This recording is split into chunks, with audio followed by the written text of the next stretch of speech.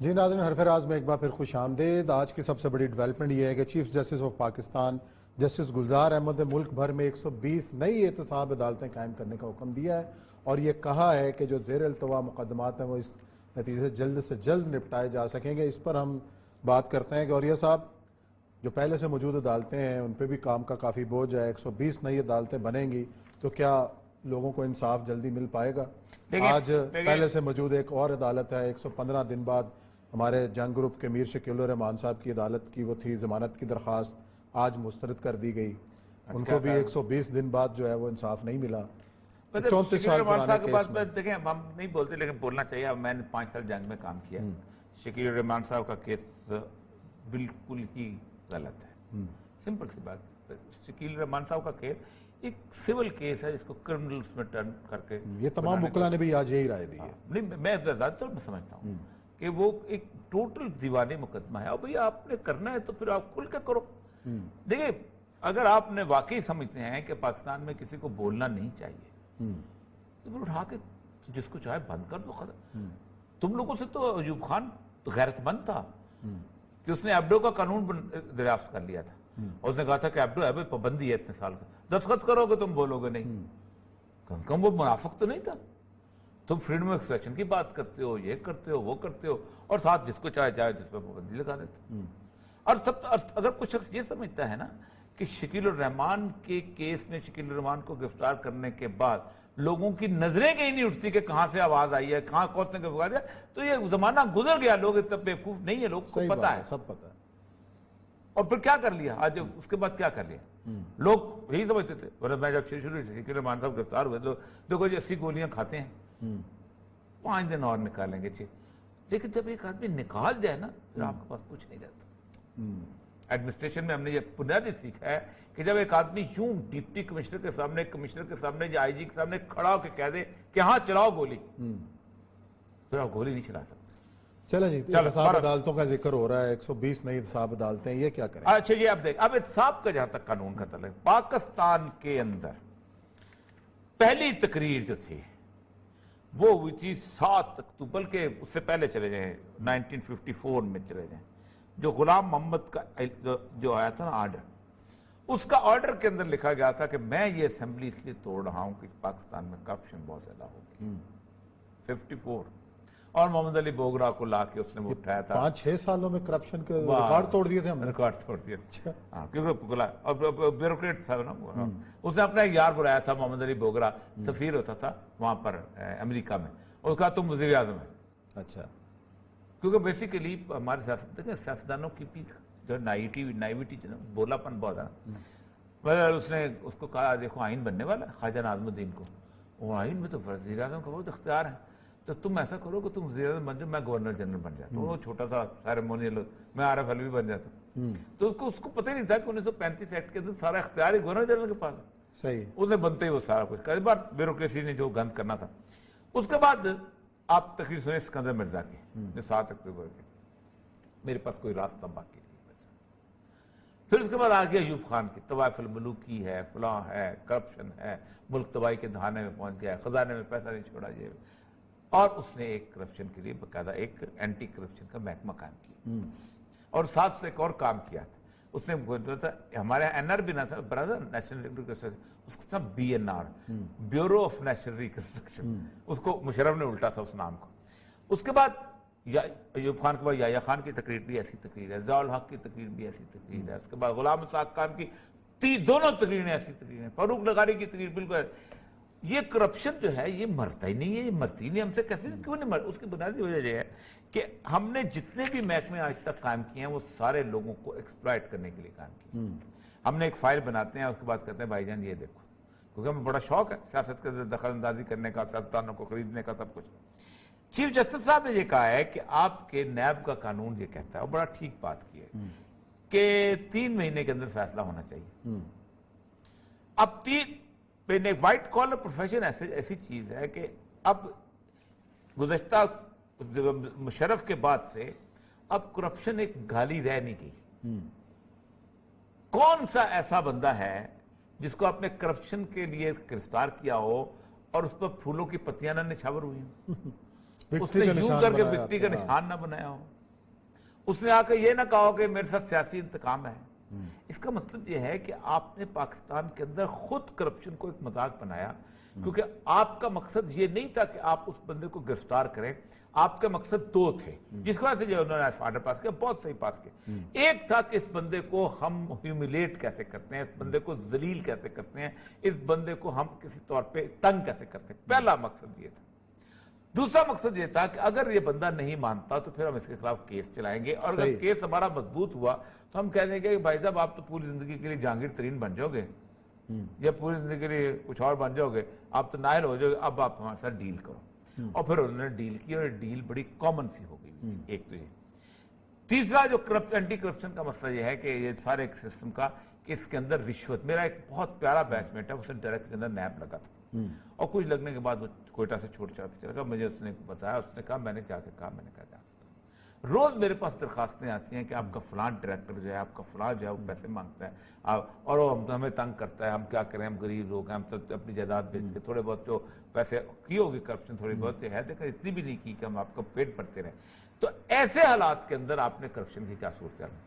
मुशर्रफ ने एक करप्शन का जो है वो अपना रास्ता जो है रोकने के लिए काम किया। ज़िया-उल-हक ने इस पर काम ही नहीं किया ना। ज़िया-उल-हक बहुत खुश होता था, बहुत, वो जैसे एमपी फंड एमएनए फंड दे दिया था, खुश होता था कि लगे हुए एमपी एमए दिखाए जा रहे हैं जो अपनी पाद अपनी पाद हप करते हैं, उसको नहीं देखेंगे, खुश, बहुत खुश। उसने आदत डाल दी। ज़िया-उल-हक के जमाने में सबसे ज्यादा करप्शन को आगाज तो ज़िया-उल-हक के जमाने के अंदर हुआ, लेकिन इसने ये किया, अब सबसे पहले जनरल अमजद को लगाया था, और जनरल अमजद ने ये कहा था कि फौजी और नौ फौजी, आपको पता है कि सिर्फ 6 महीने के अंदर अंदर उसको निकाल दिया था, क्योंकि आपको मजा आने लग गया था जलसों को तकरीर करने का, हार पहन कैसे हाथ नारे पाकिस्तान पे खड़े करने का, रेफरेंडम का, सारा कुछ। तो उस वक्त से लेके ये जो नैब का ऑर्डिनेंस, उससे पहले मुशर्रफ नवाशी ने बनाया था जनरल सैफुर रहमान को लगा के, और आपको पता है कि जनरल सैफुर रहमान का इस कदर, जनरल सैफुर रहमान जनरल ही था ना, अच्छा, सिविल जनरल, ही बिहेव्ड लाइक सिविलियन जनरल, जैसे हर बंदा ने डिक्टेटर, लेकिन बाद में आंसुओं से रो के लोगों से माफी भी तो मांगते हैं, वो जरदारी साहब से।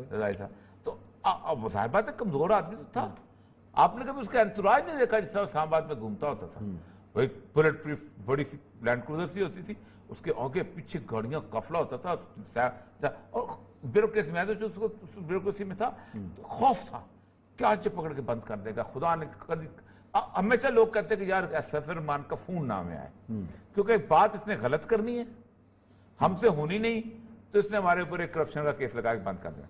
अब ये हुआ है कि इसके बाद वो कहते हैं कि आपने नैब बनाया 1999 में, सही, कितने साल हो गए? 19 नहीं 22 साल हो गए, 21-22 साल।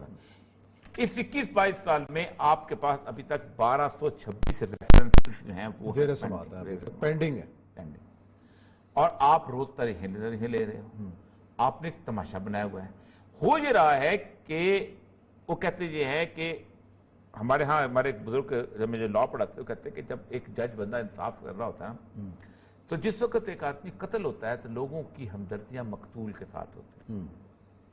फिर आहिस्ता आहिस्ता कत्ल का केस चलता रहता है और बंदा आता रहता है 4 साल 5 साल 6 साल, फिर जब 7-8 साल के बाद आप उसको फांसी दोगे तो लोगों की हमदर्दियां कातिल के साथ होते हैं कि यार अभी क्या जरूरत थी, वो मर तो चला गया था, ये था। जस्टिस काजम मलिक जहां पर होते थे, बहुत कमाल जज थे, उन्होंने पूरा 1 घंटा मेरे प्रोग्राम में बात की थी, मैं मुतबादल प्रोग्राम करता था। उन्होंने कहा था कि पाकिस्तान में अगर वाकई सही तरीके से जुडिशरी काम करे तो इतना लोड ऑफ वर्क है कि 50% जज फारग करके घर भेजने पड़ेंगे। अच्छा, और कहते थे कि मैंने ये करके देखा। जस्टिस साहब जो है ना, ये बातें करते हैं, हम कहते हैं बहुत ज्यादा बोझ है, झूठ बोलते हैं। मैंने उनको कई दफा कहा आए डिबेट करने, वो कहते थे कि मुझे इन्होंने भलवाल में लगाया। भलवाल में लगाने के बाद उन्होंने मैंने केस शुरू किया, 3 दिन के अंदर कत्ल के केस का फैसला होता है। और जब 2 महीने बाद मैंने केस फारग कर दिया तो उन्होंने कहा अच्छा आप सरगोदे के भी केस कर लो। अच्छा, तो मैंने सरगोदे के केस भी करने शुरू कर दिए। ये जो गुजरांवाला में वो जज लगे थे तो बार ने उनके खिलाफ हड़ताल की थी, تو چیف جسٹس ہوتے ملک فلک شیر صاحب، فلک شیر صاحب ان کی بار 6 مہینے ہڑتال رہی تھی. انہوں نے کہا جی کس بنیاد پہ ہم نے کہ جی یہ ہمیں ریلیف نہیں تھا، ریلیف ہے بڑا خاص ٹرم ہے وکیلوں کے آپس میں، کیا جی ہمیں تاریخ نہیں دیتا. اب تاریخ اب کیوں لیتے ہیں کہ آپ نے مریض جو وکیل نے اپنا جو کلائنٹ اس کو پیسے رگڑنا ہوتا ہے اس کو، اور وہ کہتے تھے 3 دن کے اندر فیصلہ کہتے کہ میں نے سب سے پہلا کام یہ کرتا تھا کہ آ کے جتنے بھی ہوتے تھے اپنا ہمارے ایس پی اور دوسرے ان کو بلاتا تھا اور کہتا کہ دیکھو تفتیشی آپ کا بہانہ نہیں لگائے گا کہ جی میں گیا تھا تو تالا لگا ہوا تھا، اچھا جی تاریخ لے لو اگلی دفعہ پھر چلے جاؤ. میں گیا تھا جی تو وہ تالا تو نہیں لگا ہوا تھا لیکن اس کی پھوپھی گھر میں تھی، وہ کہتی تھی جی وہ باہر گیا ہوا آتا ہے لمبی وہ کہانیاں کرانے کے شعر ہوتے ہیں سارے کے سارے. کہتا نا میں ایکسپرٹ ہی فیصلہ کر دوں گا اور پھر سارے کے سارے آ جاتے تھے. اصل مسئلہ یہ ہے کہ آپ یہ بتائیے کہ یہ آپ نے 120 جج تو لگا دیے، اب آپ لگ جائیں گے، کیا 3 مہینے کے بعد چیف جسٹس نے کوئی سزا مقرر کی کہ اگر نہ فیصلہ ہو؟ سب سے بڑی بات یہ ہے کہ پاکستان کے قانون کے اندر نااہلی کی کوئی سزا نہیں. آپ ڈی سی نااہل لگا دیں، چیف منسٹر نااہل لگا دیں، وزیر اعظم نااہل لگا دیں، سزا اس کی کوئی نہیں. اگر وزیر اعظم کو کام نہیں آتا نا تو آپ کہتے ہیں کیا کریں، ووٹ لے کے آئے یار، چوائس نہیں ہمارے پاس، اور چوائس نہیں، نااہل کی سزا کوئی نہیں ہے. دیکھیں کرپٹ کی اپنی ساتھ نااہلی سب سے بڑا جرم ہے پاکستان کا. میں تو اس ریلائزیشن اس پہ پہنچتا جا رہا ہوں دن بدن کہ انکمپیٹنٹ اینڈ ان ایفیشنٹ لوگوں نے اس ملک کو تباہ برباد کیا اور کرتے چلے جا رہے ہیں. ایک جج جو پیسے نہیں کھاتا لیکن اس کو قانون نہیں آتا، اس کو وکیل کہتا جی یہ وہ طریقے میں طریقے دیا جاتا ہے، اس کے گھر میں فاقہ ہے لیکن اس سے 2 وکیل جو ہیں وہ آپس میں مل کے بیٹھ کے اس کے سامنے، تو اس کا مطلب ہے تو اس سے تو پیسے لینے والا زیادہ بہتر ہوا. کم از کم اس کو پیسے دے کے یہ تو کیا جاتا ہے کہ یار حقدار کو تم جو ہے وہ اس کا حق میں فیصلہ کر دو. میں یہ نہیں کہتا کہ پیسے لینے والا اچھا ہے لیکن کم از کم نااہلی جو ہے اتنی بری چیز ہے. یہ 120 ججوں کا، اور انہوں نے ایک اور بات جو کیا، انہوں نے کہا تم لوگوں کو کیا چیز روک رہی ہے کہ تم اس سے فیصلہ نہیں کرتے. عمران خان صاحب اگر یہ کہتے ہیں کہ میں قانون نہیں بنا سکتا تو وہ جھوٹ بولتے ہیں، غلط بیانی سے کام لیتے ہیں. سادہ اکثریت کے ساتھ پاکستان میں ہر قانون بن سکتا ہے سوائے آئین میں امینڈمنٹ. یہ قانون بھی بن سکتا ہے کہ کل سے بنی گالا عوامی ملکیت بن سکتا ہے. عمران خان سرنڈر کرے بنی گالا میرے مرنے کے بعد جیسے طارق عزیز نے دی ہے عوامی ملکیت. یہ قانون بھی بن سکتا ہے کہ تمام وزیر جتنے بھی آئیں گے وہ سارے کے سارے جو ہیں ایک مکان کے علاوہ سارے مکان جو ہیں وہ لوگوں کو دے دیں گے، قانون بنا کے رکھ سکتے ہیں. آپ وزارت کی شرط یہ رکھتے کہ 1 مکان اور 12 ایکڑ زمین ہوگی تو آپ وزیر بنو گے، نہیں بنو گے. تو کچھ تو ایسے ہوں گے جو کہیں گے جی ہمارے تو 10 ایکڑ ہے، 2 ایکڑ اپنے ہاتھ سے دو، اور کچھ ایسے جن کی زمینوں سے پاکستان پھلا پھولے گا. مطلب ہر طرح کا قانون پاکستان میں بن سکتا ہے. یہ بھی اس میں عدالت نے اصل نقطہ یہ اٹھایا ہے. آپ یہ بتائیے کہ آپ نے اب تک نیب کا قانون آپ آرڈیننس میں چل رہے ہیں اور پھر اس کے بعد انہوں نے سارے کیسز کا جو پولیٹیکل کیسز کا جائزہ لیا ہے سارا کچھ. آپ کو پتہ ہے کہ آپ کبھی چلے تھے نا کوٹ لکھپت جیل میں چلے جائیں، پاکستان کسی اور بھی جیل میں، آپ کو نیب کے ہاتھ سے ستائے ہوئے آپ کو ہزاروں چھوٹے چھوٹے لوگ ملیں گے. ایسے ہی ہے. اور وہ لوگ ہیں کہ جن کو ان لوگوں کی پیرافرنیلیا میں پکڑا ہوا ہے، جن کو کوئی جانتا ہی نہیں ہے بیچاروں کو. اور وہ صرف اس بات میں ہے کہ ایک آدمی نے کبھی دستخط کر لیا تھا اس کے اوپر یا فائل پیش کر دی تھی. جو آج اس کا شکار ہو رہے ہیں انہوں نے مل بیٹھ کے بھی یہ قانون بنایا ہے نا، کیوں نہیں ٹھیک کیا؟ میں آپ کو بتاؤں، اچھا یہی تو میں کہتا ہوں کیوں نہیں ٹھیک کیا. یہ اس کی آغاز کیا تھا قبلہ رحمت اللہ علیہ نواز شریف نے، پھر اس کے بعد مشرف کو جاری رکھا. نیب کی جو شروع کی 90 دن کی جیل تھی اتنی گندی ہوتی تھی. فوجیوں نے یہ کیا ہوتا تھا کہ کالے قسم کا اس کے نا رنگ کا کاغذ لگائے ہوتے، رنگ کیا ہوتا تھا اور روشندان تک نہیں ہوتا تھا اس کمروں کے اندر. اس طرح ٹارچر کیا ہے ان لوگوں نے. چلیں جی اللہ خیر کرے. دیکھتے ہیں یہ بھی 120 نئی عدالتیں جو ہے لوگوں کو کس طریقے سے انصاف فراہم کرتی ہیں، یہ تو آنے والا وقت بتائے گا. ناظرین یہاں پروگرام کا وقت ختم ہوا. کل انشاءاللہ نئے موضوعات کے ساتھ آپ کی خدمت میں حاضر ہوں گے. اپنا خیال رکھیے گا. اللہ حافظ.